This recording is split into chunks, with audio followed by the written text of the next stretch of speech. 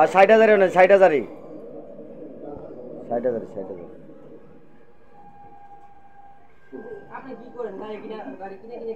বিক্রি করি ভাই। এই ব্যবসাটা খাতারনাক ব্যবসা তো বোঝেন নাই আপনি তো এরকম মানে সাক্ষী চাইতেছেন অথবা সবকিছু করতেছেন।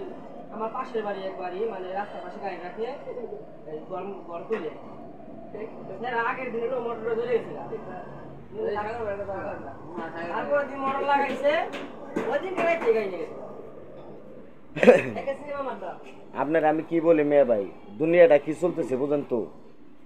অনেক মনে করেন আপনার কাছ থেকে আমি গাড়িটা কিনছি, কথা বুঝেন, এনে একজন বললো ভাই গাড়িটা আমার, আপনি আমার কোনো জবাব আছে? ডকুমেন্টস নাই, ওর নাম্বার প্লেট নাই, ডকুমেন্টস বুঝেন নাই। এর লেগা ভাই খুব সতর্কভাবে এই ব্যবসাটা করতে হয়। আপনি যখন আমার কাছ থেকে গাড়িটা নেবেন, যে সবি ভাই আপনার কাছ থেকে গাড়ি নিলাম, তখন তো আমার দোকানের ক্যাশ মেমো আপনি নেবেন। আপনি তো এই দুনিয়ার কিছু চিনবেন না, চিনবেন ওই ক্যাশ মেমো। কোনো অসুবিধা হলে আপনি আমার ধরবেন ডাইরেক্ট হেরা না, ওইটা তো সমস্যা নাই ভাই। এর লেগে আপনার কথাই কিন্তু গাড়ি এখান থেকে রেখে দিলাম, তাহলে বাইতে গেতাম বোঝেন নাই।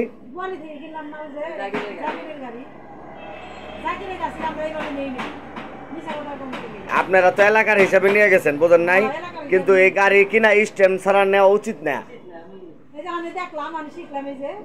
আপনার ১ টাকার মাল হোক, জনু তো খাটতে হইব।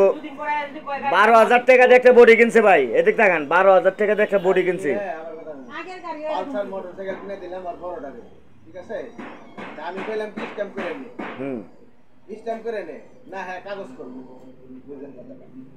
কাগজ করবো তখন ঠিক আছে, কাগজ কর, সেই কাগজ আর করে না।